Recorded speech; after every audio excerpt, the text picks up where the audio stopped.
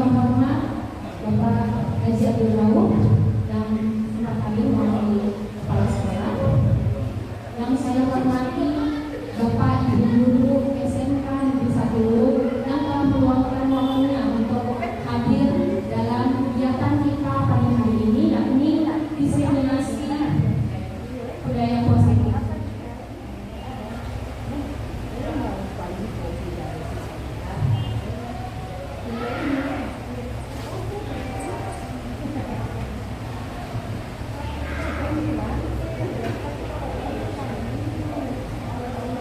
Diskriminasi budaya positif. Jadi kegiatan ini adalah suatu kegiatan yang wajib dilakukan oleh calon guru penggerak, di mana kami akan mendiseminasikan atau berbagi praktik lain mengenai modul 1.4 yang telah kami pelajari dan telah kami laksanakan. Baiklah, untuk memulai kegiatan ini, mari kita ucapkan bersama basmalah Bismillahirrahmanirrahim dan akan dilanjutkan dengan pembukaan, yakni sambutan oleh kepala sekolah. Dalam hal ini diwakilkan oleh Bapak Wakil Kepala Sekolah Bidang Humas. Kepada Bapak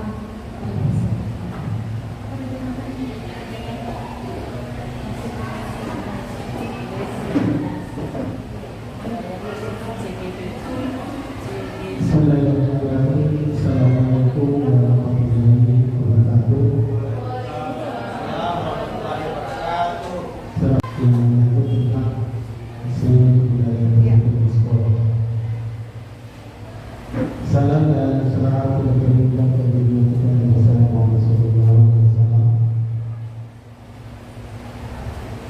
Bapak Ibu sekalian yang saya hormati, kebetulan Pak Momin ada kegiatan di Afrika, jadi kami yang mewakili untuk membawa kegiatan ini.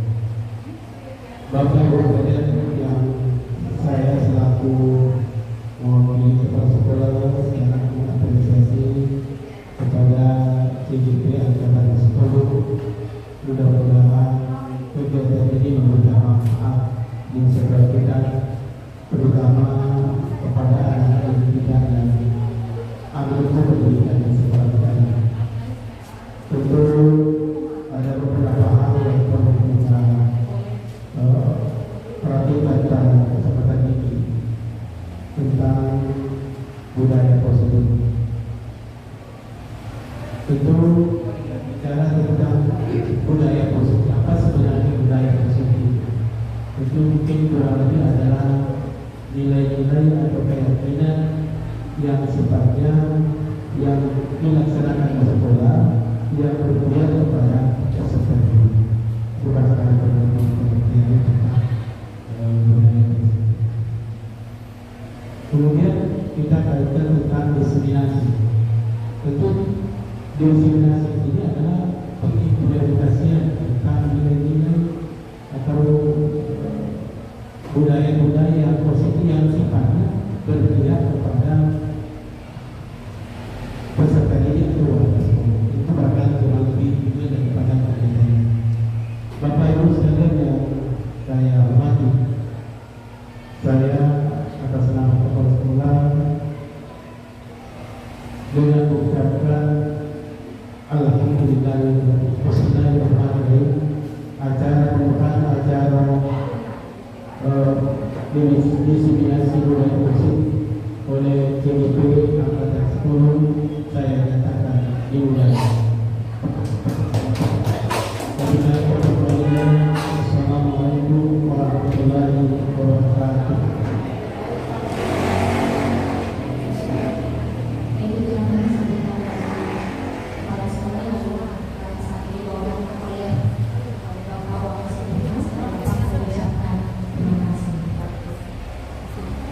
Baik, selanjutnya kita akan masuk langsung ke kegiatan diseminasi praktik baik kita. Namun sebelum itu mohon maaf, kami ada sedikit kendala teknis untuk presentasi kami.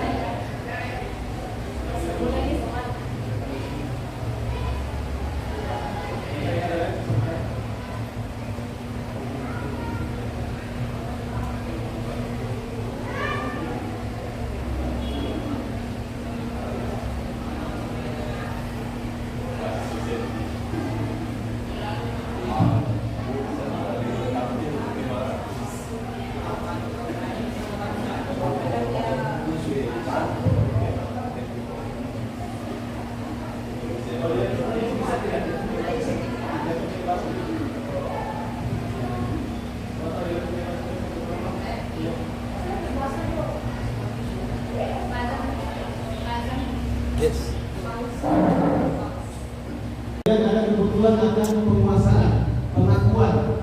Setiap orang itu ingin diakui, ingin di.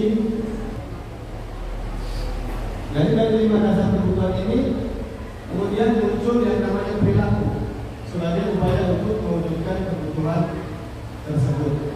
Jadi terkait dengan disiplin positif tadi, ketika misalnya terjadi pelanggaran atau mungkin ada anak yang tidak mengikuti keyakinan kelas, tidak melanggar dari keyakinan bersama, maka dipastikan pasti ada salah satu dari 5 kebutuhan ini yang tidak terpenuhi, sehingga kemudian mereka mencoba untuk memenuhi melalui pelanggaran-pelanggaran aturan tersebut.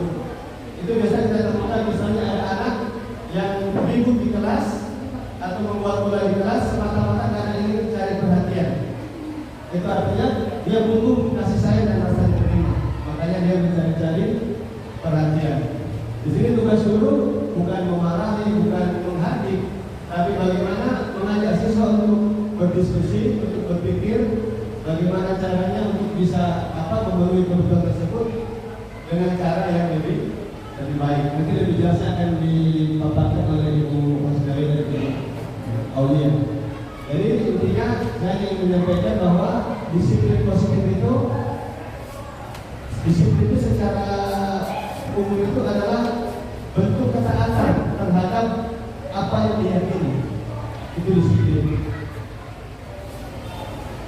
Kemudian perilaku tadi selalu berhubungan dengan upaya-upaya untuk memenuhi kebutuhan dasar. Jadi ketika ada kebutuhan yang tidak terpenuhi, di situ muncullah penyimpangan perilaku atau perilaku yang melanggar dari kesepakatan atau dari nilai-nilai yang telah disepakati. Mungkin itu yang dapat saya sampaikan. Nanti akan dilanjutkan oleh materi berikut. Mohon maaf. Wassalamualaikum warahmatullahi wabarakatuh.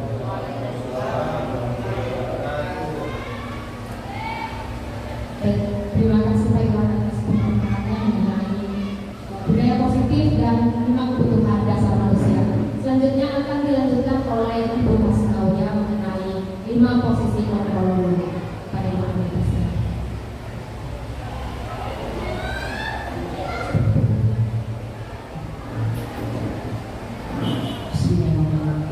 Assalamualaikum warahmatullahi wabarakatuh. Terima kasih. Pertama saya ucapkan kepada Pak Haji Suraku yang telah membuka kegiatan kami kali ini. Dan juga terima kasih kepada Bapak Ibu sekalian yang sudah berkesempatan untuk hadir pada kegiatan kami kali ini. Berbicara tentang budaya positif, seperti yang telah dijelaskan oleh Pak Iwan tadi,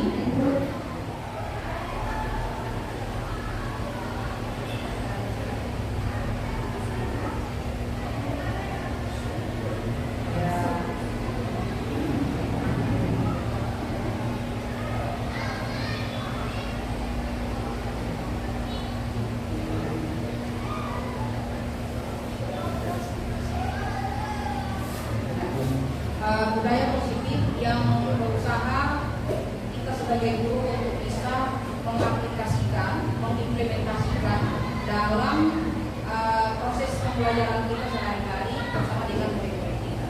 Nah sekarang yang akan saya jelaskan adalah tentang posisi kontrol guru.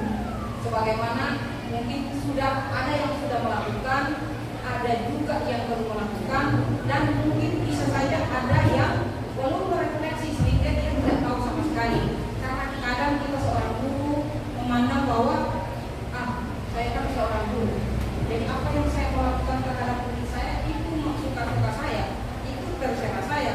Nah sekarang yang kita lihat adalah posisi kontrol kita sebagai seorang guru. Setelah kita merefleksi apa yang telah kita lakukan selama proses belajar mengajar kita. Nah posisi kontrol guru di sini ada 5 secara globalnya, secara garis besarnya 5 posisi kontrol yang sering terjadi di saat guru melakukan posisi kontrolnya kepada siswa. Yang pertama sebagai penghukum, yang kedua sebagai pembuat rasa bersalah, yang ketiga sebagai teman, kemudian yang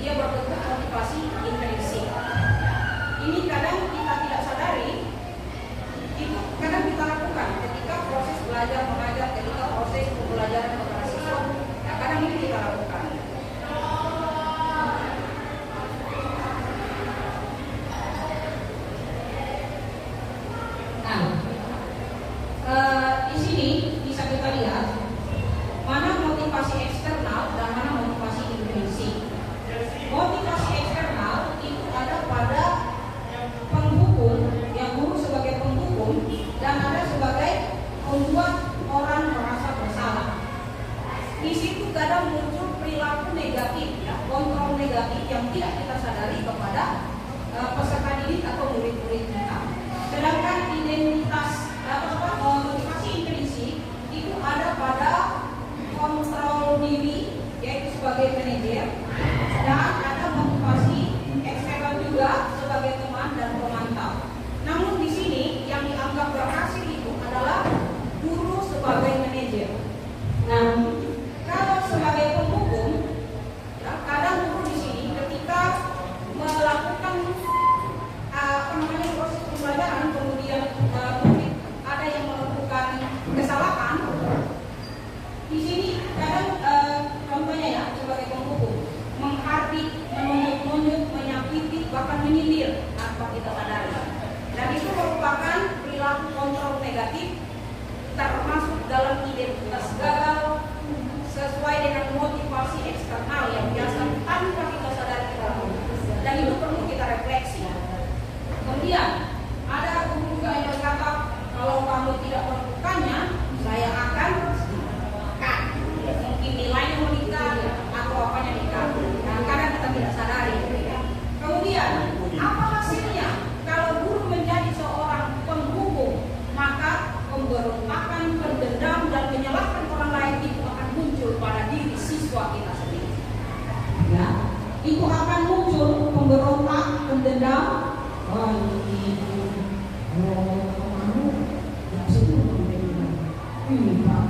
nah, kita tanpa sadari murid-murid itu juga sebagai penilai apa yang kita lakukan terhadap mereka. Kemudian sebagai pembuat orang merasa bersalah, berceramah, menunjukkan kekecewaan yang mendalam. Ya, contohnya, kamu sudah mengecewakan Bapak, kamu sudah mengecewakan Ibu. Apa yang kamu lakukan? Ibu merasa kecewa. Nah, itu membuat orang, anak-anak itu kan merasa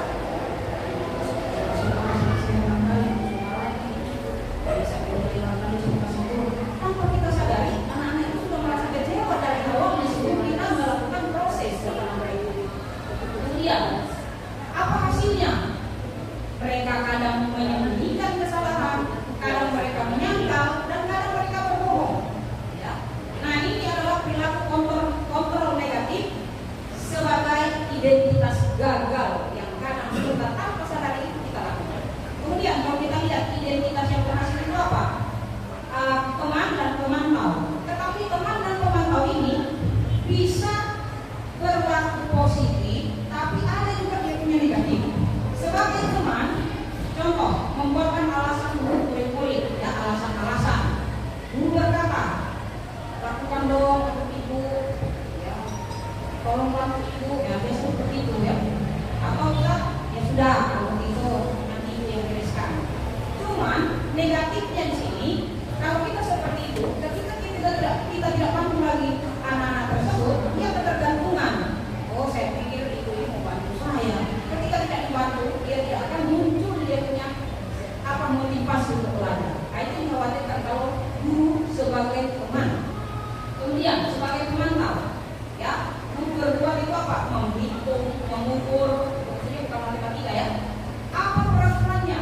Misalnya guru berkata, apa konsekuensinya atau apa sanksinya? Apa yang telah kamu lakukan? Apa yang terjadi sekarang? Ya, karena kita berkata seperti itu kepada siswa. Dan apa yang terjadi atau hasilnya?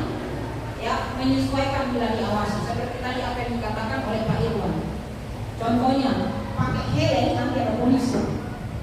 Murid itu akan berbuat baik kalau kita awasi. Kalau tidak diawasi, di belakang itu muncul DP asli kalau kita melihat. Ya.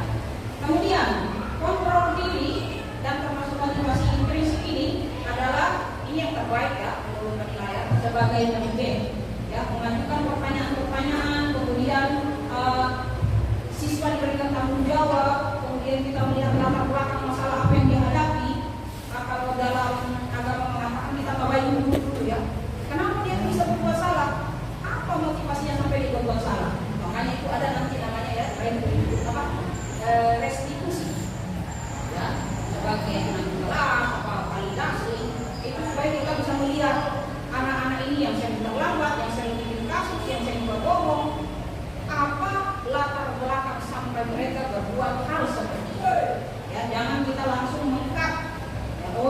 naik begini, ini anak-anak seperti ini. Tapi kita lihat dulu sebelumnya dia prosesnya sebagaimana.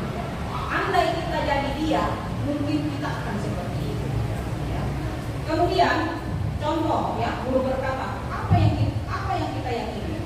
Apa yang kamu yakini dengan hal tersebut? Ya. Biasa kita tanya, tahu tidak ibu panggil kamu ke sini? Tahu. Kenapa kamu sampai ibu bisa panggil ke sini? Saya berbuat salah. Apa kesalahan kamu? Ya ibu saya minta maaf sekolah, saya sering tidak bikin PR. Nah, kira-kira kamu terlambat, kamu tidak bikin PR.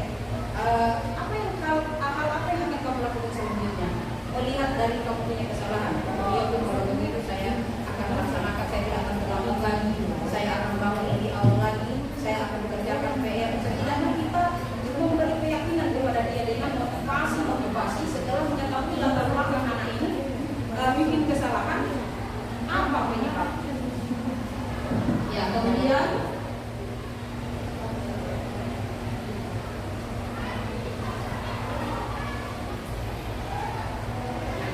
nih seperti ini ya, apa dampak dari murid-murid? Ya, murid-murid juga bisa berkata seperti saya tidak peduli ya, kalau kami sebagai pembunuh ya, mengulangi kesalahannya sampai berulang-ulang kali ya.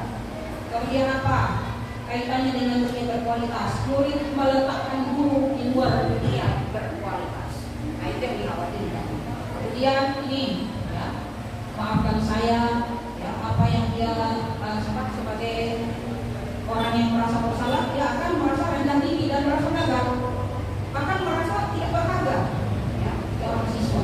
Kemudian sebagai teman, kemudian sebagai manajer, ya kita bisa lihat kalau sebagai manajer bagaimana caranya agar saya bisa memperbaiki keadaan ini. Nah, kita berusaha mencari solusi. Sebagai manajer, guru harus mampu mencarikan solusi. Apa penyebab sampai dia melakukan kesalahan seperti ini? Dan itu karena kita tidak sadari. Kita sebagai guru harus wajar merefleksi apa yang telah kita lakukan. Dan tidak ada salahnya ketika guru itu merefleksi apa yang dia lakukan.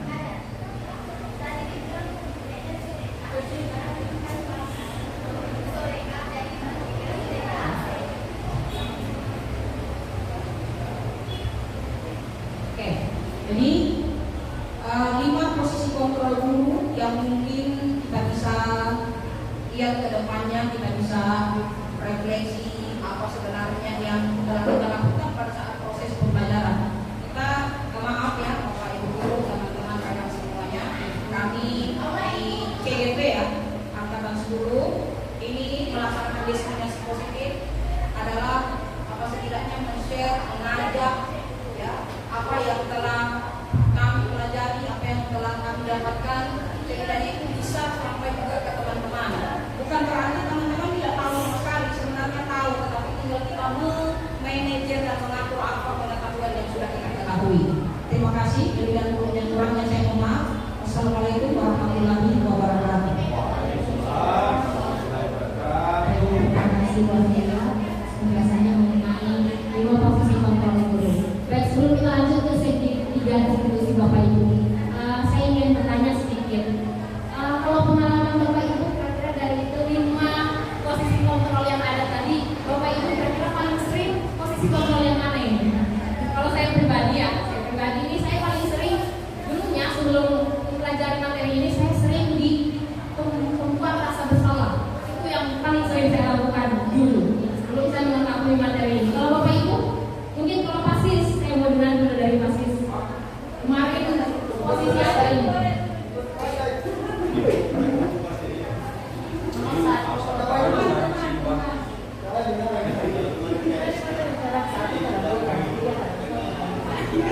Ini dia. Kira-kira kalau pasis dia posisi kontrol guru yang mana biasanya? Yang kedua.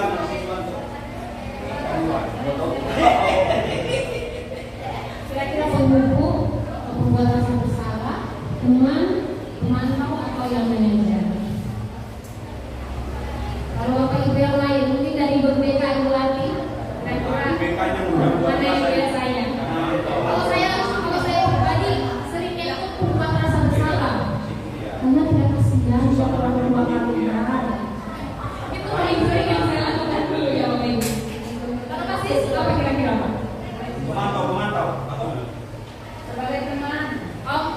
Gereja sebagai teman Renisa ini. Oh ya, ada sisa. Kalau BK bagi itu orang.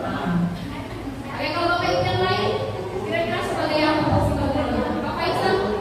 Nggak usah itu rasa bersalah saya. Oh ya, berarti sama saya dengan Bapak Isam, sebenarnya membuat rasa bersalah. Oke, jadi untuk 5 posisi kontrol ini, untuk 5 posisi kontrol ini, kita masing-masing bisa merefleksi kembali ya Bapak Ibu.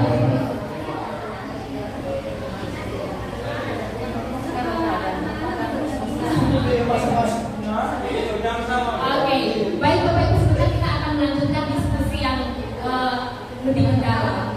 Kita lanjutkan dulu ke segi 3 restitusi ya Bapak Ibu. Stop, diam. Oke,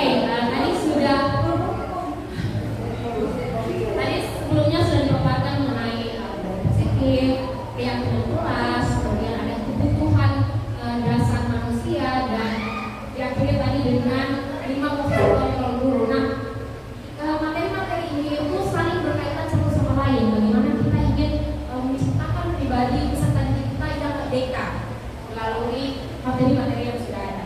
Nah, kita lanjut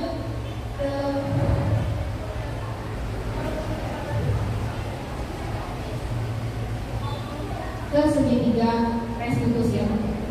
Restitusi ini pertama dicetuskan oleh namanya ini Gianni Bosset pada tahun 2004. Restitusi adalah proses menciptakan kondisi bagi murid untuk memperbaiki kesalahan mereka sehingga mereka bisa kembali pada kelompok mereka dengan karakter yang lebih kuat.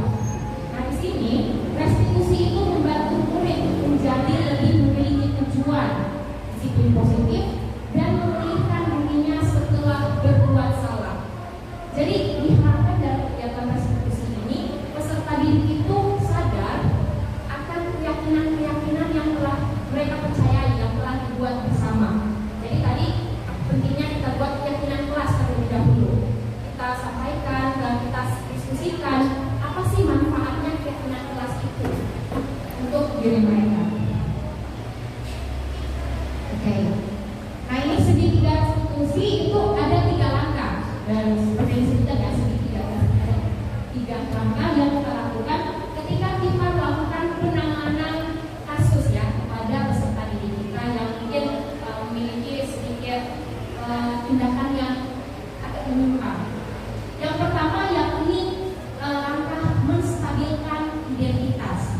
Jadi ketika kita menangani kasus peserta didik, kita stabilkan dulu identitasnya. Nah, untuk apa kita semua kita menyampaikan kepada mereka bahwa kita semua akan melakukan hal terbaik yang bisa kita lakukan.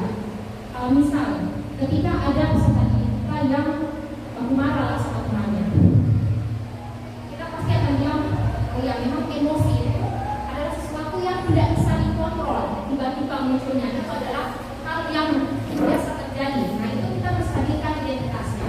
Kemudian ada memvalidasi tindakan yang salah. Di sini teori kontrolnya semua perilaku memiliki alasan. Jadi ketika peserta didik kita membuat perilaku yang menyimpang, itu pasti ada alasannya. Seperti yang dikatakan tadi sama Pak Iwan, bisa jadi ada kebutuhan dia yang belum tidak terpenuhi, misalnya di rasa sayang atau mungkin penguasaan atau yang lainnya. Kemudian yang ketiga yakni menanyakan keyakinan, di mana kita semua memiliki motivasi karena. Oke, ini segitiga diskusi. Yang pertama tadi menstabilkan identitas. Setiap orang pasti pernah melakukan kesalahan. Kemudian ada kamu bukan satu-satunya yang pernah melakukan ini. Jadi kita orang emosi. Kemudian yang kedua tadi ada validasi tindakan yang salah. Jadi setelah kita menstabilkan identitas peserta didik, kita lakukan validasi tindakan yang salah dari mereka. Dari sini ada kamu punya alasan mengapa melakukan itu. Jadi kita tanyakan alasannya peserta didik kita.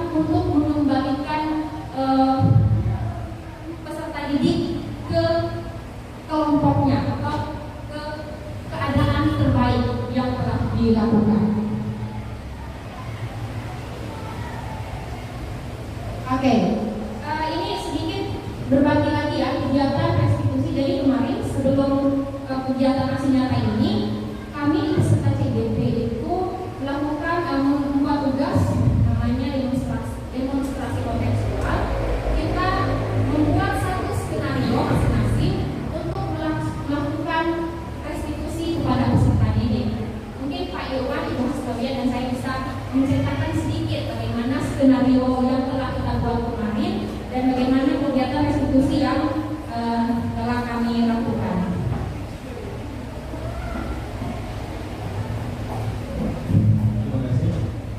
Jadi Bapak Ibu Guru, untuk saya itu mengajar di kelas 11 BDA. Jadi tadinya saya di BDP semua. Nah, kebetulan di pasca Lebaran menjelang ujian ini sekitar 3 minggu yang lalu itu ada 2 anak yang kehadiran menurun. Biasanya hadir, tapi tiba-tiba berapa kali pertemuan 3 kali tidak ada. Namanya Fadlan dengan Raffi. Dan kemudian saya undang mereka, Jadi di awalnya itu kan yang disampaikan Ibu Aulia tadi tentang menstabilkan identitas, anak-anak ketika diundang itu kan ada rasa bersalah, ada rasa takut, ada rasa tidak nyaman. Itu kita stabilkan, kita buat mereka nyaman supaya mau terbuka ke kita. Ini pasti menstabilkan identitas. Jadi saya katakan saya tidak akan permasalahkan tentang kehadiran kemarin supaya orang sudah lagi pusing. Saya sampaikan ke mereka saya tidak ada permasalahan tentang kehadiran kemarin. Tapi saya mau tahu kenapa sampai tidak hadir berturut-turut. Boleh tidak Pak tahu apa alasannya? Itu masuk di mulai mengarah ke validasi. Nah, kalau ini si Pak ini sampaikan waktu sebelum Lebaran dia rajin karena masuk pagi. Kakaknya ngantar dia ke sekolah. Tapi setelah Lebaran begitu masuk siang, kakaknya ini kerja. Jadi kadang-kadang sibuk sampai tidak bisa berantar. Ini.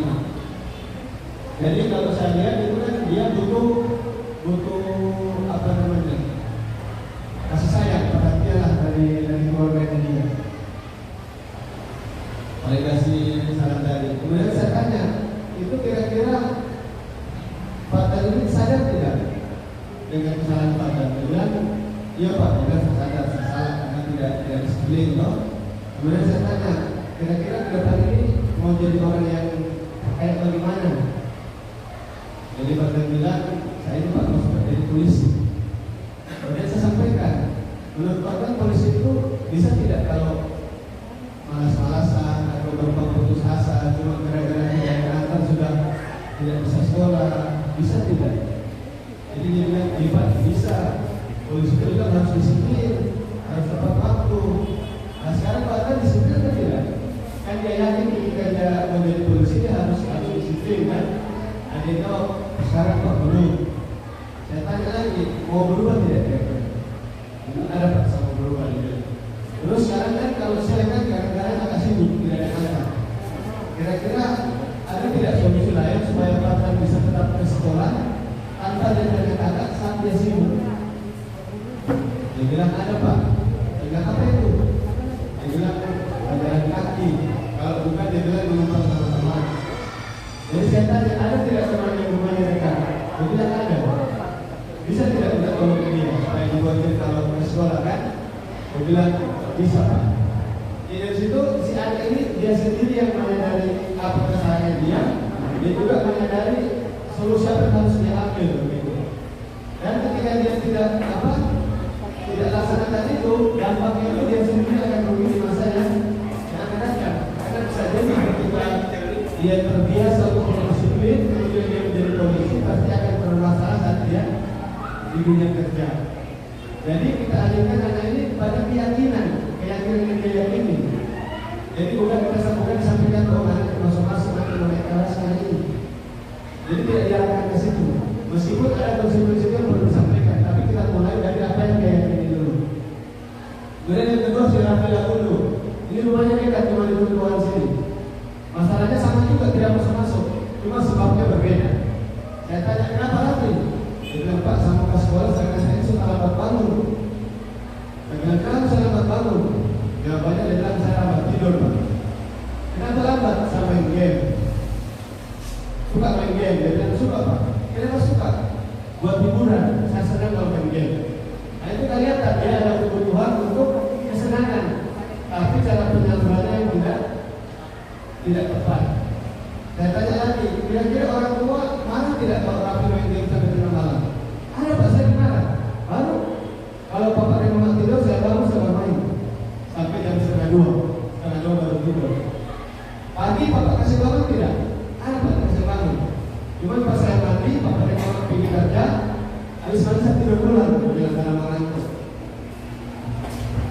Jadi dari situ kelihatan kan dia butuh dua hal.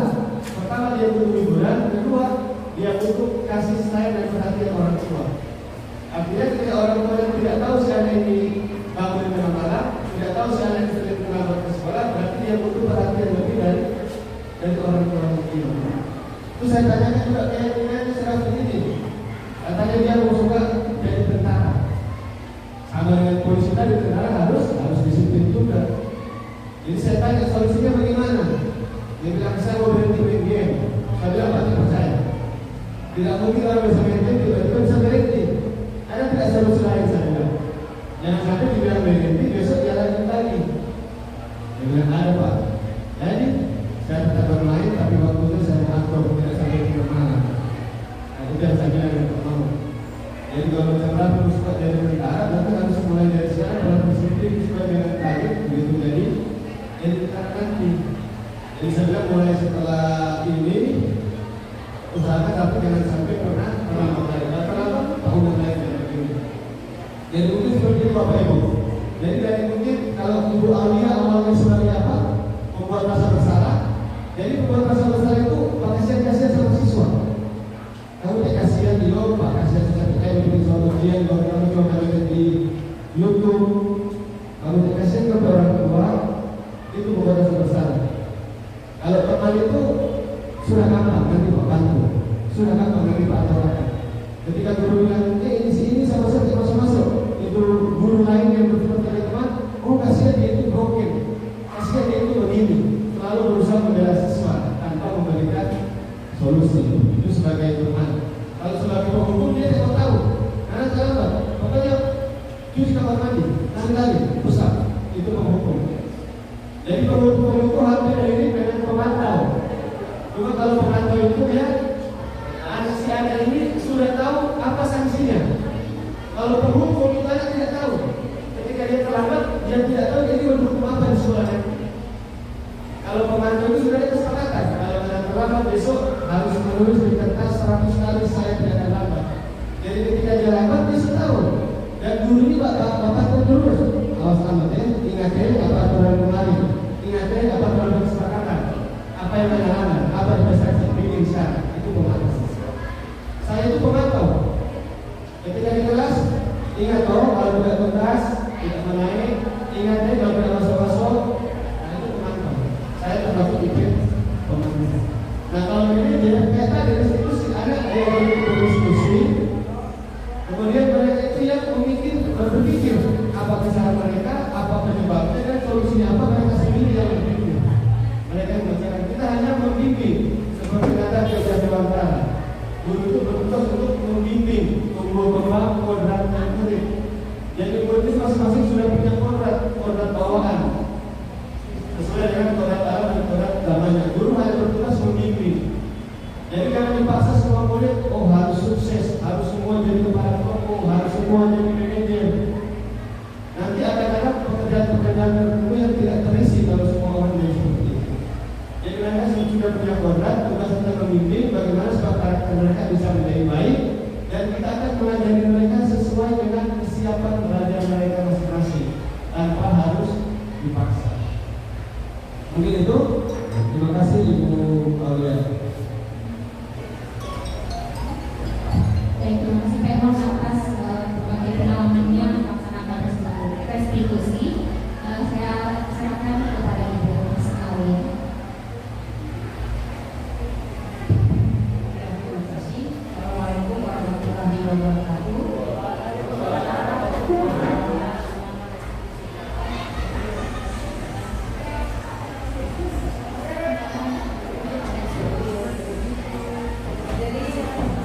Dalam slide ini ada gambar anak sulung DKJB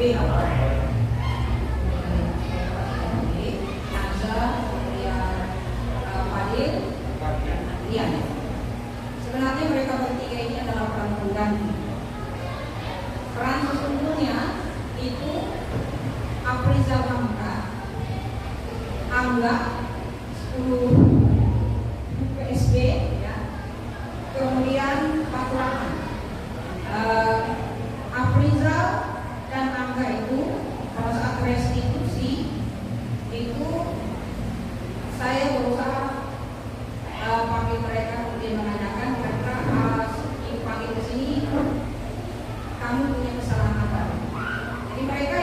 menyelesaikan kesalahannya sendiri. Oh iya, ibu saya biasa tidur di kelas karena apa itu? Oh, kenapa bisa tidur di kelas? Mengantuk yang berbeda. Kenapa mengantuk? Saya biasa main game sampai setengah 2 malam. Intinya dia setiap malam tidur itu paling lambat jam 1 setelah main game. Jadi saya tanya, waktu main game ditaruh tidak sama mama? Karena terus terang saya tanya bapaknya, tidak tahu kira-kira bapaknya di mana, atau sudah meninggal atau di mana. Saya cuma kenal ibunya.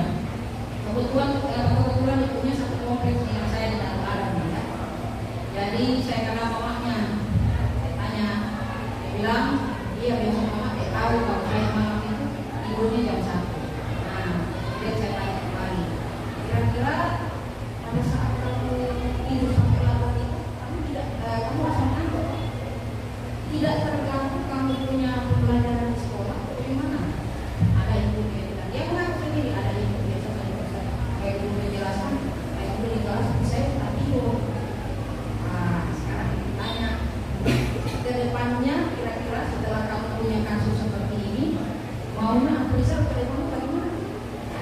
Sekarang ibu suka Afrizal itu ada perubahan, kayak ibu tidak suka Afrizal itu nanti ke depannya nanti disebut anaknya bagaimana? Nah, dia tuh bilang, ya ibu, saya akan berusaha tidak lagi tidur, tidak terlalu main game, terus kerjakan tugas. Ya alhamdulillah beberapa hari yang lalu itu mereka nanti di mana saja dia ketemu saya.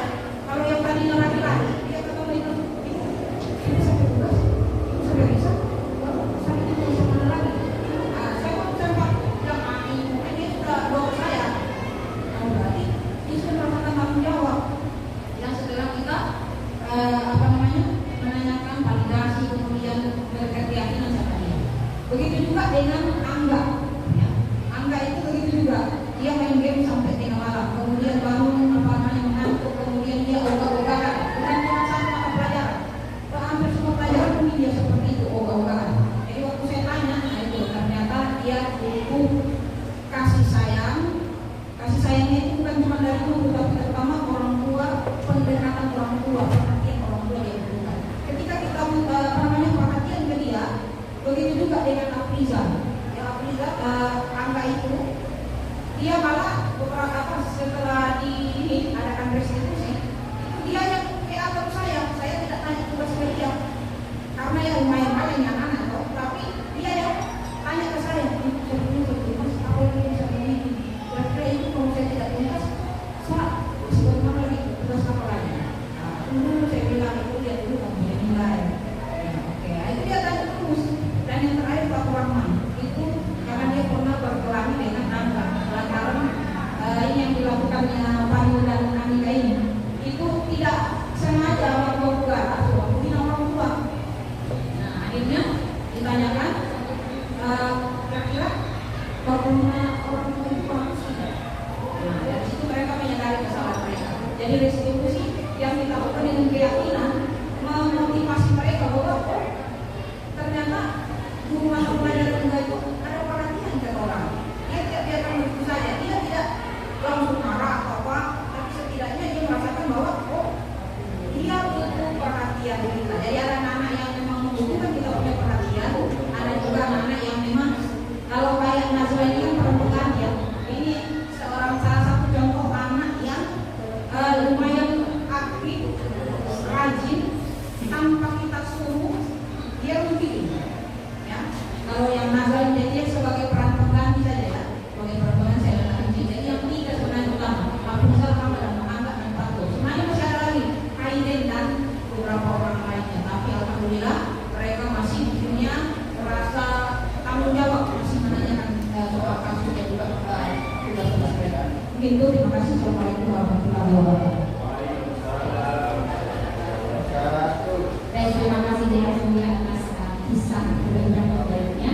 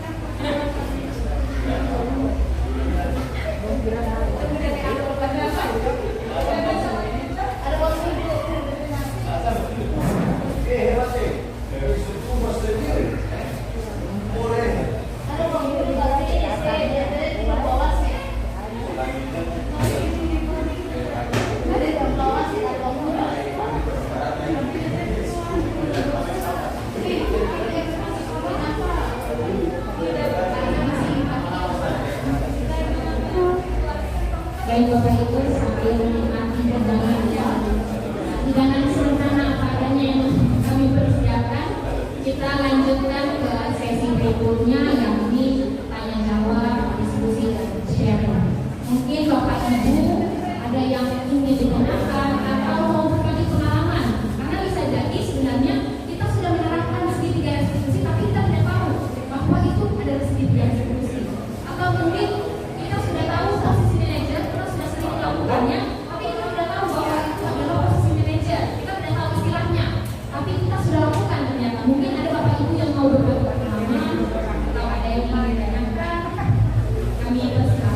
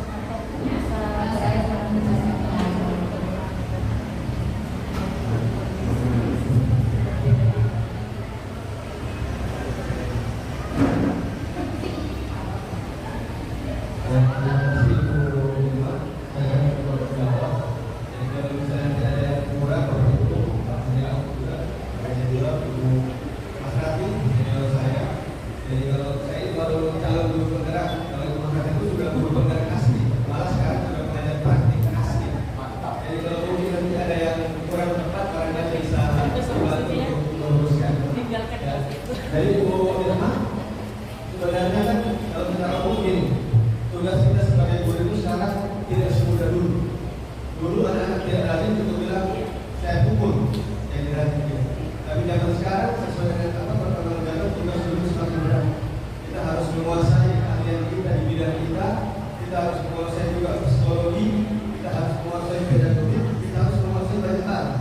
Intinya seperti tujuan dari praktek kinerja PPN, kita harus terus belajar tanpa henti. Kalau guru agama bilang apa? Kalau ini mari nonton. Iya. Kalau ini mari nonton ala boleh muslim dan muslimat bila mati bila lagi. Kalau wajib dari ajaran sampai niatlah. Kalau pakar pendidikan bilang long life education, pendidikan seumur hidup. Makanya kita harus terus belajar tanpa berhenti. Jadi seperti yang kita sampaikan tadi, di dalam berbuat anak-anak itu kan ada keyakinan yang mereka yakini dalam diri mereka. Jadi ketika mereka melihat senior mereka misalnya tidak disiplin kemudian jadi tentara, itu telah membentuk keyakinan dalam pikiran mereka. Oh, kalau tidak disiplin bisa jadi tentara. Itu tantangan bagi kita sebagai seorang guru untuk mampu melihat akar masalah tadi. Keyakinan yang tertanam tadi itu bagaimana caranya harus kita ubah. Kita gantikan dengan keyakinan mau. Karena ternyata disiplin itu bukan hanya masalah jadi atau tidak jadi tentara, tapi disiplin itu akan berpengaruh secara umum terhadap proses hidupnya si anak tadi. Makanya untuk bisa bagaimana merubah tadi, itu tadi kita butuh terus belajar. Makanya di seminasi ini, kegiatan ini hanya tahap awal, hanya pengenalan. Insya Allah di awal tahun ajaran baru akan saya usulkan sebagai program sekolah. Termasuk kita juga harus merevisi visi sekolah agar sesuai dengan pemikiran pengajar Dewantara, akan sesuai dengan kurikulum merdeka. Nanti akan berkolaborasi semua, dewan guru, tata usaha, guru penggerak, calon guru penggerak, semuanya. Kita akan melihat apakah visi sekolah kita ini sesuai atau tidak dengan filosofi pemikiran pengajar Dewantara. Ketika ada yang belum sesuai, kita sesuaikan. Jadi mungkin intinya seperti itu. Kita harus terus belajar untuk memperbaiki diri, menambah terus kompetensi kita. Jadi satu tujuan dari kemarin di penilaian PPN itu kan untuk terus meningkatkan kompetensi untuk terus belajar. Makanya ada refleksi, ada tindak lanjut, apa yang dilakukan itu bukan cuma sekedar formalitas penilaian, tapi merupakan upaya pemerintah supaya guru-guru ini meningkatkan kompetensinya secara mandiri, supaya tujuan pembelajaran kita, kualitas kita sesuai untuk abad ini. Ketika kita menolak perubahan, menolak untuk menyesuaikan diri dengan kemajuan, sama seperti ojek yang menolak Gojek dan Drive. Terjadi kan di awal-awal, hasilnya apa? Siapa yang menang? Siapa yang menang? Yang menang yang menyesuaikan diri dengan kemajuan teknologi. Segala macam demo, protes menjadi tidak berarti ketika dihadapkan dengan kemajuan teknologi. Termasuk kita, ketika kita sudah diberikan kesempatan oleh pemerintah untuk belajar dan kita tidak mengabaikan itu, kalau yang sudah dikatakan pensiun tidak masalah.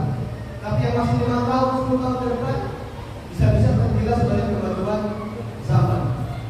Dan bisa jadi mungkin untuk aturan yang menganggap kita tidak layak lagi untuk mengajar. Bisa.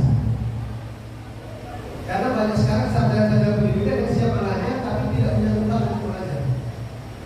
Jadi seperti itu, jika kita temukan masalah seperti sampaikan Ibu Irma, ada keyakinan pada anak yang sudah tertanam, yang kemudian kira-kira keyakinan tersebut kurang tepat atau bisa menghambat kemajuan kepribadiannya dia, itu perlu kita berupaya untuk merestitusi agar muncul keyakinan baru yang lebih positif, yang kemudian keyakinan tadi akan mempengaruhi perilaku si anak tadi.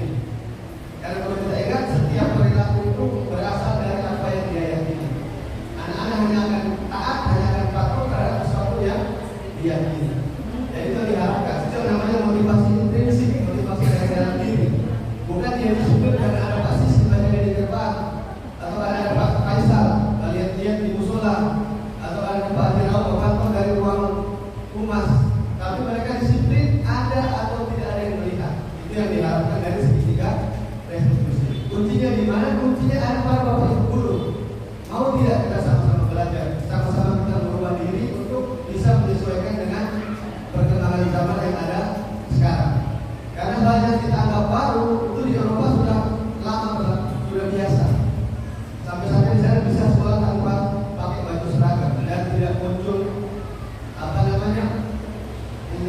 membeda-bedakan siswa. Jadi itu mungkin yang dapat saya sampaikan. Kalau yang mau menambahkan, intinya semua bebas untuk berpendapat. Terima kasih. Baik, terima kasih Pak Iwan. Mungkin Ibu Sonia yang mau menambahkan. Terima kasih. Saya hanya menambahkan apa yang disampaikan oleh Pak Iwan tentang pertanyaan yang kelima. Terima kasih. Pertanyaan ini cukup bagus. Kenapa? Karena selama ini yang kita ketahui mungkin ada ungkapan kulit mengatakan bahwa itu rotan seorang guru atau pincang seorang guru ada emas.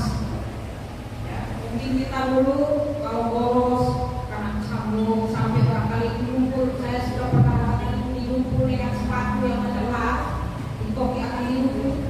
Ya karena apa? Karena tidak kerjakan tugas. Jadi itu mungkin dulu, tetapi kalau zaman sekarang dengan perkembangan teknologi, ya IT, kemudian anak-anak ini mudah mengakses informasi apa saja yang mereka akses, sehingga mungkin bisa jadi mereka lebih pintar daripada kita. Kalau kita tidak mengakses, kita tidak membuka internet, kita tidak menambah wawasan, tidak belajar sepanjang hayat, maka mungkin kita akan lebih ketinggalan lagi dari kita siswa sendiri.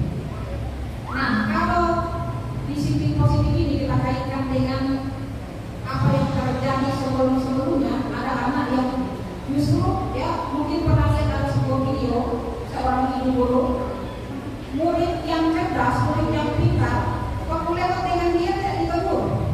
Itu murid cerdas, dia punya nilai lumayan tinggi, tapi waktu lewat dengan gurunya dia tidak tegur, malah dia menganggap dia tidak kenal itu gurunya ini. Tapi anak yang berani sepak, yang sering pakai bisa, itu yang ibu gue langsung di tangan. Ya saya juga pernah rasakan juga. Saya punya murid-murid yang pernah saya tapak dengan buku, yang pernah saya bagi dengan kain.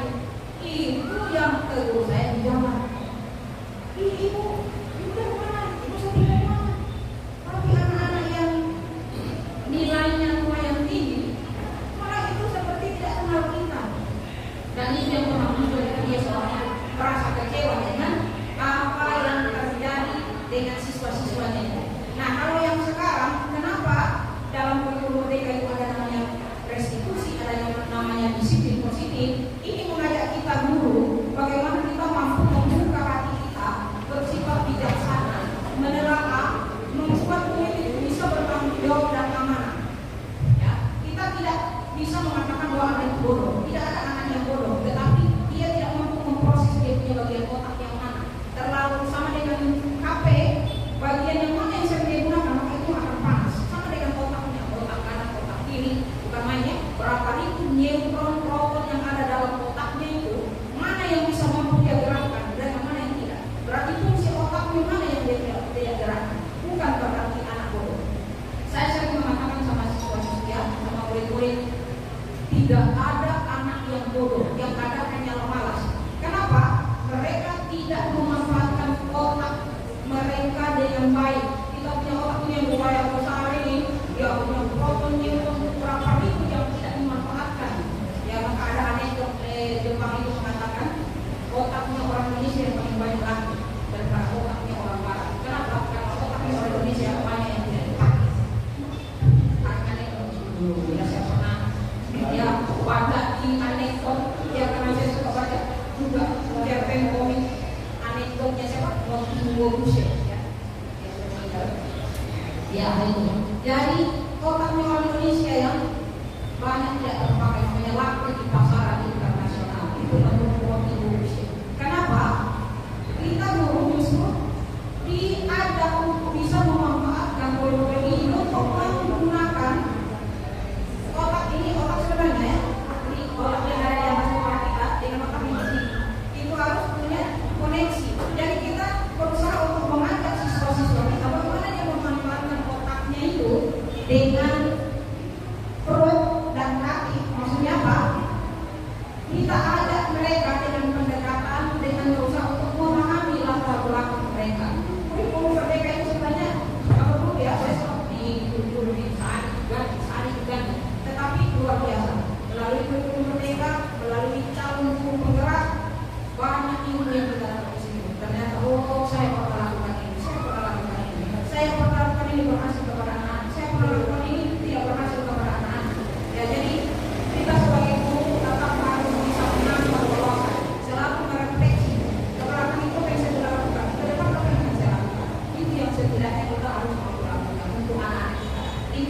kurikulum merdeka ini adalah kurikulum yang berpihak kepada murid.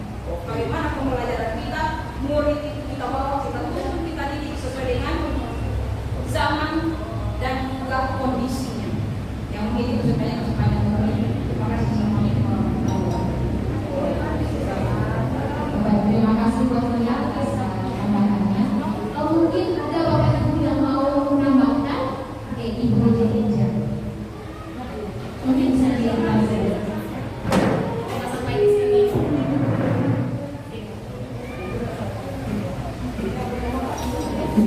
Ya, terima kasih atas pertanyaan. Ya, yang saya bicarakan saat ini menanggapi apa yang disampaikan oleh Bu Sylvia, bahwa saya pun sebagai sebelum penjelasan di depan tadi, saya menggaris bawahi yang dikatakan bahwa itu bukan karena bodoh, tapi karena malas. Nah, saya punya anak bimbingan yang cukup bermasalah, dan bukan cuma di sekolah, tetapi di rumah juga. Nah, di rumah dia selalu diberikan alat percobaan yang kelinci dan tidak pernah dihargai apapun yang dia lakukan. Dia selalu dikatakan dia adalah selalu salah.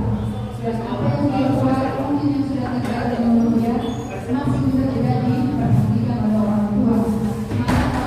Malah apabila berkata satu kata saja salah, itu bukan cuma karena dikatakan bodoh, anak sial, anak kurang ajar dan sebagainya, tapi dengan tindakan tangan dan coba kaki pun juga menilai tubuhnya. Nah, sementara itu anak itu didikan itu mengalir sejak dia SD, SMP itu dia lalu. Nah, ketika dia masuk SMA, memang jadi seperti yang saya waktu itu, karena matanya dia sudah jadi saya berpikir bahwa mata dia ini sudah untuk mengalihkan perhatian apa yang ada di dalam dirinya, dan ternyata terbukti bahwa anak ini kurang percaya diri dikarenakan sifat bawaan dari keluarganya. Dan ketika di sekolah ternyata benar bahwa ada guru dan ada beberapa guru menilai anak tersebut bahwa anak ini kurang ajar, anak ini tidak sopan, anak ini tidak tahu aku dari mana. Dan pernah juga anak ini dikatakan bahwa anak kamu ini sudah cocok dari seorang ibu rumah tangga, sudah cocok kamu bukan seperti layaknya. Pokoknya perkataan itu sangat menyakiti hatinya sehingga membuat dia tersisi. Bahkan teman-temannya itu yang selalu berbawaan dengan dia, menjadi beban bagi dia, karena setiap dia yang ditanyakan dia adalah temannya yang ikut juga dapat ocehan atau cemohan dari guru-guru, dan juga menanyakan hal-hal yang lain tentang pribadi anak ini, sehingga dia merasa bahwa kasihan sama temannya kalau dia terus bersama-sama dengan saya, karena itu tidak dengar oleh guru. Nah, saya sangat prihatin juga sebenarnya.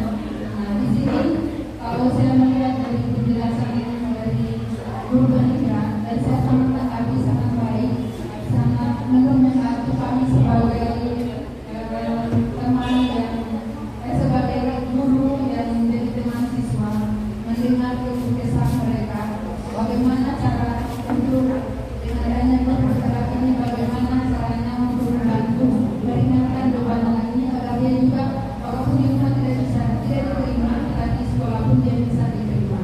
Karena itulah yang saya rasakan, karena sering guru-guru mencermati dia, saya mengambil dengan banyak perhatian, memberikan dia motivasi, dukungan lebih besar kepada dia.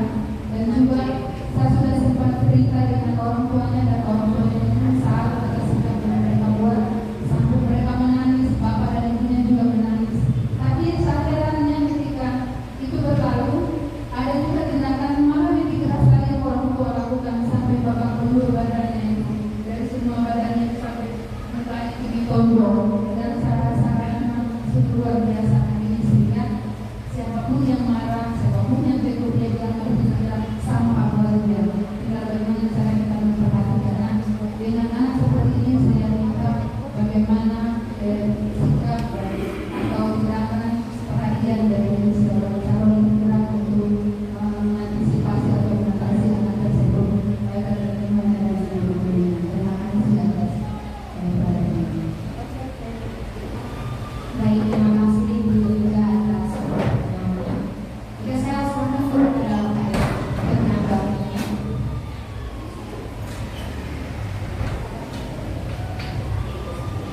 Terima kasih Bu Jessica. Jadi tentang anak yang di rumah mengalami tindak kekerasan di rumah dan terdampak pada dirinya di sekolah menjadi mudah dan tidak percaya diri, kita susah untuk diatur. Ya. Jadi ada dua keterampilan sebenarnya yang sudah dilakukan oleh nenek moyang kita yang kemarin kita angkat pada kajian awal tentang dan psikologi. Itu ada dua nilai, yaitu keterampilan komunikasi dan kolaborasi, yang mana sampai hari ini masih berlaku. Jadi untuk si anak tersebut, kalau kita lihat dari sisi hukum, sebenarnya apa yang dilakukan oleh orang tua ini sudah melanggar hukum karena kalau tidak penganiayaan terhadap si anak tadi. Dan tugas kita sebagai guru tentunya restitusi itu bukan hal yang satu hari selesai, tapi restitusi proses berkelanjutan sampai si anak menunjukkan perubahan perilaku. Jadi yang kita lakukan ya kita sebatas mengulang dan mengulang terus proses tersebut, tentunya dengan menyampaikan kepada seluruh guru agar bagaimana supaya si anak ini merasa nyaman di sekolah dalam semua mata pelajaran. Karena satu tujuan dari pemberian yang ada di bawah itu mewujudkan pendidikan yang berpihak pada murid dan sekolah yang ramah anak, yang nyaman, aman, dan bisa membuat anak merasa merdeka dalam melakukan pilihan-pilihan belajar mereka. Tapi kemudian kalau masalah-masalah tersebut kita telah berupaya, tapi ternyata ada hal-hal yang mungkin di luar kuasa kita, mungkin bisa dilibatkan pihak yang terkait, mungkin Komisi Perlindungan Anak atau dari dinas BKKBN dan sebagainya, itu bisa bersama-sama menyelesaikan. Dan itu bukan lagi masalah kecil yang bisa diatasi dengan mudah, karena sudah melibatkan tindak kekerasan dan unsur pidana di situ. Tapi sebelum ke sana, alangkah baiknya kalau bisa diberikan pemahaman kepada orang tuanya. Mungkin ketika kita hadir orang tuanya iya, tapi iya itu tidak sampai membentuk keyakinan dalam diri. Seperti yang saya katakan tadi, apa yang mereka lakukan itu gambaran dari apa yang mereka yakini. Ketika itu datang mereka berarti iya, tapi setelah itu dia pukul lagi pada. Berarti yang kita sampaikan itu tidak sampai membahas pada keyakinan orang tua. Jadi itu butuh referensi lagi, mungkin ibu belajar kepada yang lebih ahli di bidang tersebut, mungkin bersama guru BK, bersama psikolog, atau mungkin ada guru BK yang levelnya lebih tinggi lagi yang mungkin sudah narasumber atau bagaimana. Intinya ketika terjadi masalah itu yang salah bukan si anak, yang salah bukan sarana, bukan waktu. Dari sisi kita yang salah juga bukan orang tuanya, yang salah adalah keterbatasan kemampuan kita. Jadi kemampuan kita yang harus ditingkatkan untuk bisa mengatasi masalah dari anak didik kita. Mungkin demikian.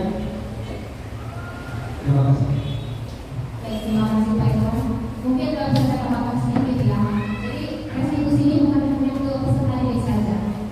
Semakin dulu orang tua juga bisa kita terapkan restitusinya. Apalagi tadi mungkin kasusnya ya orang tuanya yang agak sedikit ya gimana lah gitu. Oke, mungkin dari Bapak Ibu lainnya ada yang menanggapi tadi kasus dari Ibu. Oke, Ibu Jessica mau menanggapi gitu ya.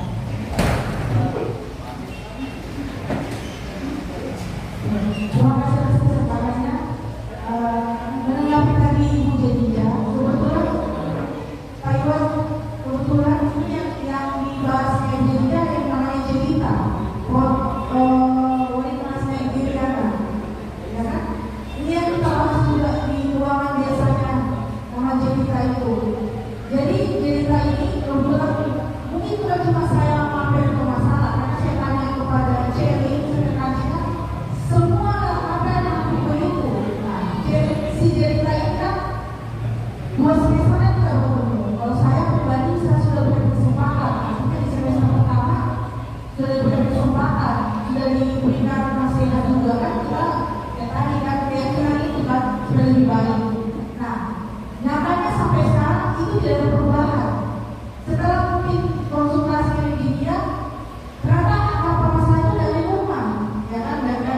itu. Jadi mungkin Pak Iwan bisa bagaimana dengan respon tentang ini, bahwa anak ini tidak berubah gitu. Padahal kita sudah memberikan treatment, BK dan juga treatment, hukum ada juga sudah lalu dalam masa lalu semester 1 berikan ke nasihat dan tidak perubahan, baik segi kehadiran, baik segi tugas-tugas, tidak ada perubahan sama sekali. Nah ini mungkin berkaitan dengan bahasa ya, berkaitan dengan bagaimana anak ini dituntut merdeka, ya kan? Dengan nilai misalnya tidak standar ya, nilai untuk kasar, ya kan? Apakah bagaimana menurut Pak Iwan terkait disesuaikan dengan tuntut merdeka? Terima kasih. Oke, bagaimana kaitannya dengan tuntut merdeka yang apabila peserta didik ini masih belum berubah mungkin bisa diupayakan melakukan sedikit dari diskusi ya.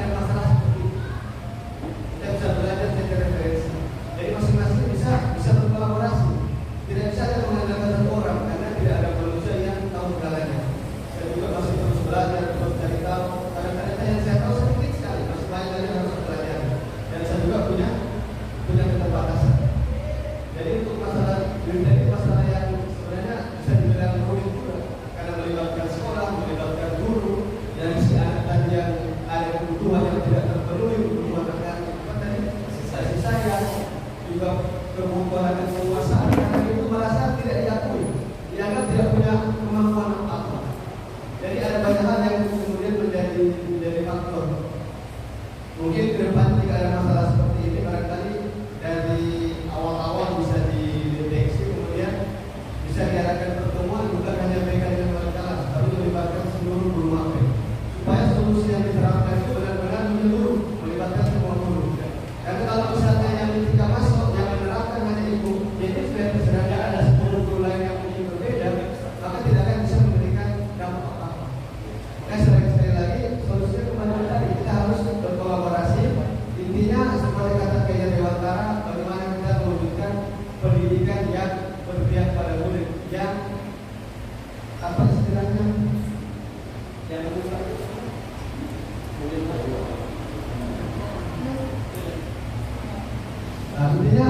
itu sebagai tujuan utama, sebagai titik fokus utama, sebagai yang paling diutamakan dalam pembelajaran, baik oleh BK, oleh guru magang, oleh wali kelas. Murid ini sebagai pertimbangan pertama sebelum kita mengambil keputusan.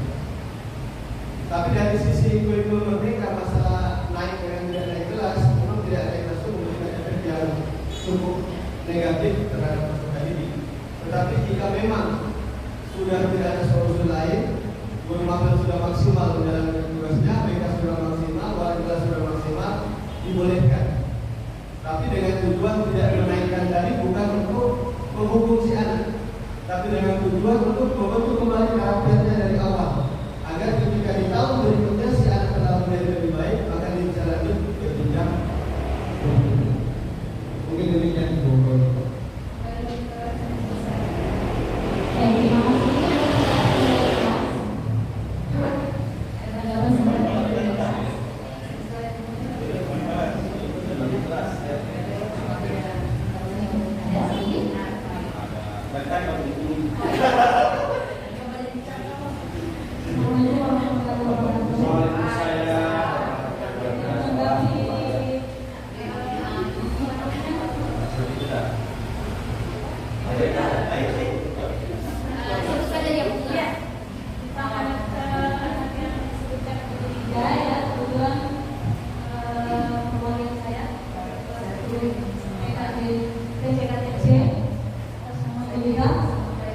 Jadi sebenarnya kalau yang saya lihat ya, berdasarkan tadi ya soal tadi segitiga restitusi. Segitiga restitusi.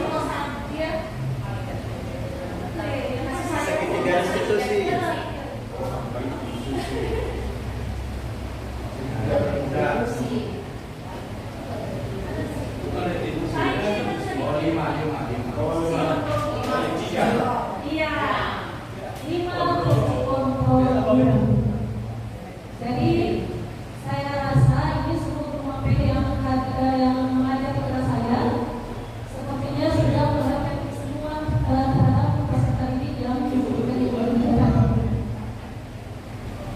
Kemudian mulai dari hukum, pembuat rasa bersalah, pemantauan mengajar itu masing-masing guru kan sudah melakukan, tapi tidak berlaku bagi si anak. Makanya ada sikap yang negatif yang dilakukan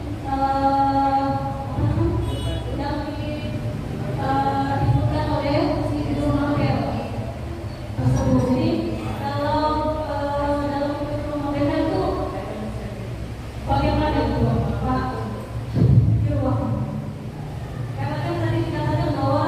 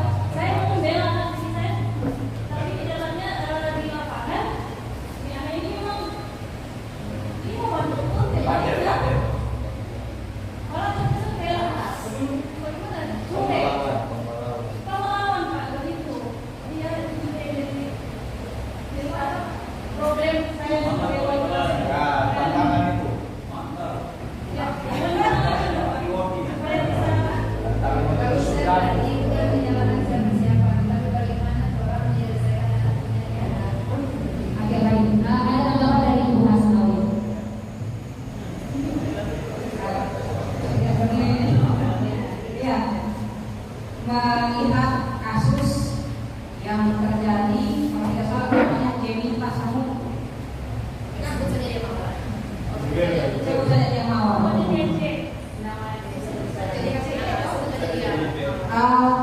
Kalau lihat dari mungkin ini dari ulama, saya kalau tidak salah saya dengar informasinya, ini anak tahu sekarang sudah hancur hatinya, ya, kemudian mentalnya sudah tidak terarah. Kalau saya lihat, mungkin kita dulu sebagai guru kita pernah belajar yang namanya psikologi pendidikan, kemudian ada namanya ilmu jiwa pendidikan. Itu yang pernah kita pelajari. Saya terus terang bukan dari pendidikan, saya bukan di fakultas pendidikan, tapi saya dari fakultas sastra. Ya.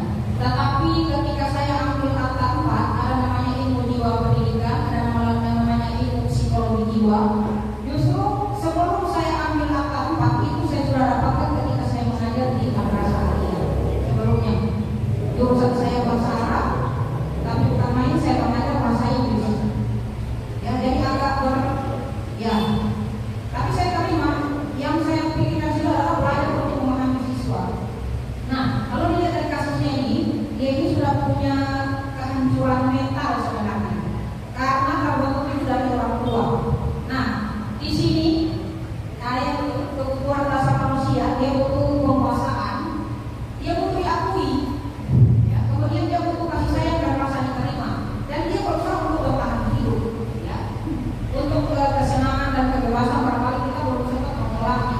Cuman mungkin apa yang sudah disampaikan oleh Pak Irwan, kita harus merefleksi. Jadi yang merefleksi itu bukan cuma guru-guru,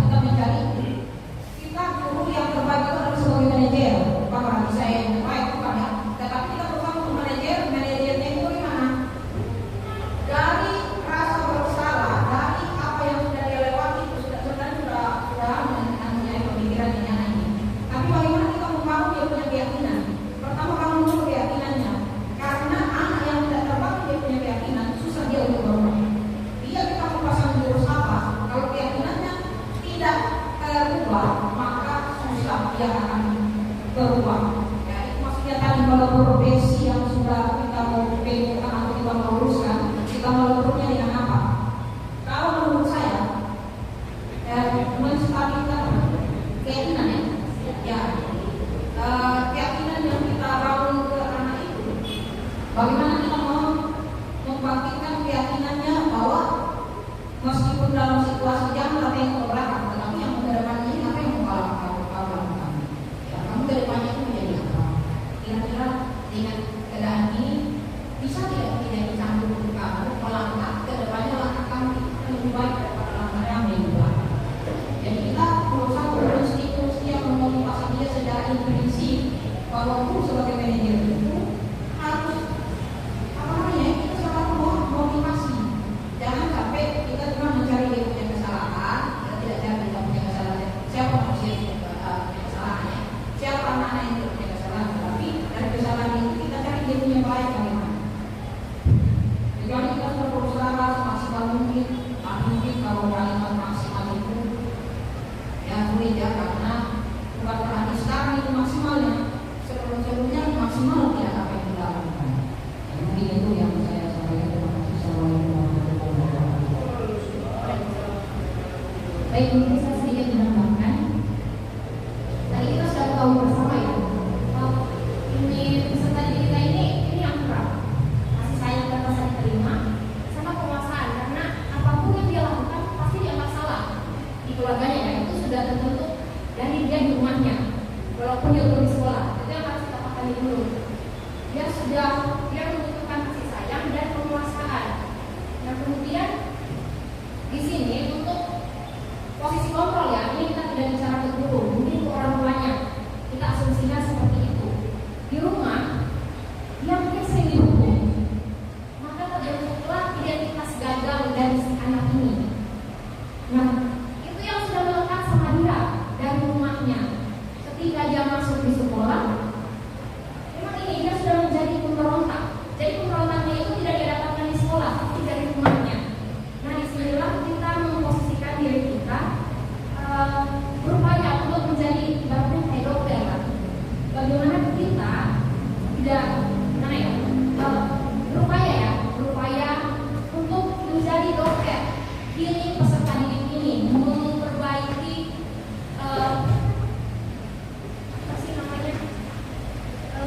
dalam dirinya dengan memposisikan diri kita sebagai manajer.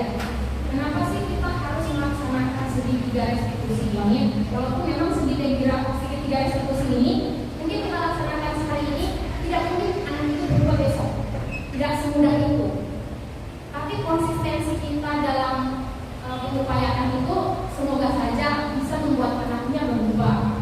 Jadi bagaimana melalui restitusi itu kita membiasakan anak mengupayakan agar mereka itu menjadi sadar dengan sendirinya, tidak paksaan. Karena kalau paksaan itu nanti pemberontakan ini makin menjadi-jadi.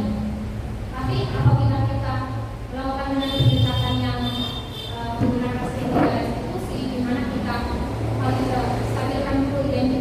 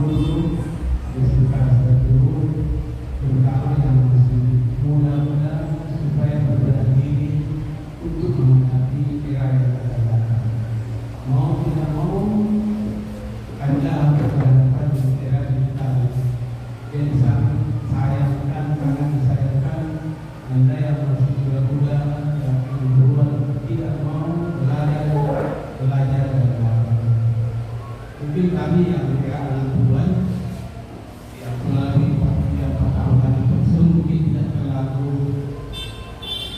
berdampak. Tapi Anda yang masih muda yang baru terangkat mau tidak mau harus belajar, tidak boleh tinggal, karena nanti akan terus dengan zamannya nanti. Karena memang zaman sebentar akan sekarang akan pasti hanya digitalisasi, tidak bisa digitalisasi. Memang zamannya seperti itu. Tidak boleh ada anggapan apa biasanya, dan nanti akibatnya akan terjadi. Masih bagus sekarang karena masih ada teman yang bantu, masih ada. Tapi kalau saya semua sibuk tidak berjalan membantu teman, tentu ada pengaruh terhadap diri teman-teman yang tidak belajar. Jadi saya harap teman-teman yang bersekolah supaya betul-betul belajar menghadapi masa depan, terutama terkait diskriminasi budaya positif ini itu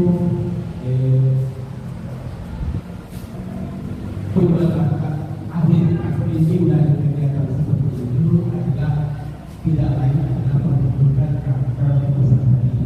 Saya endingnya nanti itu adalah menentukan karakter daripada peserta ini. Saya justru sangat berkesan kalau teman-teman semua dalam mengajarkan perkara di kelas, saya rasa akan terbentuk karakter anak-anak peserta didik ke depan yang lebih bagus. Bukan lagi menyalahkan anak, tidak lagi seperti dulu langsung tampar. Itu era dulu dan dulu tidak ada lagi sekarang yang tampar. Walaupun masih ada, kayaknya seperti ada teman-teman yang masih melakukan seperti itu, sebenarnya tidak jalan lagi. Justru bisa menampar diri sendiri. Kalau misalnya orang tua atau anak melakukan seperti itu anak, justru tidak yang terjadi. Jadi sekali lagi saya mengharapkan kepada teman-teman yang masih muda silakan belajar. Saya selaku yang lebih tua, saya sangat bersyukur semua. Ya. Teman-teman yang silakan mengembangkan sekolah itu, karena di kanan adalah sekolah yang terdepan. Yang kelahiran 6 bulan itu tidak ada berpensiun, paling 5 tahun berpensiun. Tapi ada yang masih baru-baru ini, silakan teman-teman meningkatkan, mengembalikan kembali citra SMK 1 di mata provinsi. Karena terus terang dulu kita waktu era mahasiswa provinsi beasiswa, kalau kita mau berdepan itu kita punya sekali SMK dulu, tapi sekarang tidak ada. Justru kalah dan musuh. Tidak ada lagi kita tidak diperlukan lagi provinsi. Hanya saya menunjukkan kepada teman-teman yang masih bersilakan bagaimana menggunakan sekolah kita, bagaimana anak berprestasi untuk kembali seperti sedia yang dulu di jalan. Sekali itu dari saya. Assalamualaikum warahmatullahi wabarakatuh. Terima kasih banyak Pak. Dan mungkin untuk kasus peserta didik tadi bisa kita diskusikan lebih lanjut dalam setelah kegiatan ini. Nah, sebelum akhiri kegiatan ini, satu hal yang harus kita tahu bersama bahwa peran kita sebagai guru hanyalah menuntun peserta didik sesuai dengan kodrat alam maupun kodrat zamannya. Dimana yang kita harus lakukan tepat sekali apa yang dikatakan Pak Haji Rauf, yakni berkolaborasi, mencari solusi bersama dan menjadi kuat bersama. Saya akhiri wabillahi. Saya sedikit saja buat masukannya kita. Ya, saya bicara kapasitas sebagai ibu pikir saja. Ini untuk penggerak juga saya minta tolong jangan lambat. Siap. Tolong saya sama sekali. Ini yang memberikan contoh. Kalau kita saya lihat malah guru dan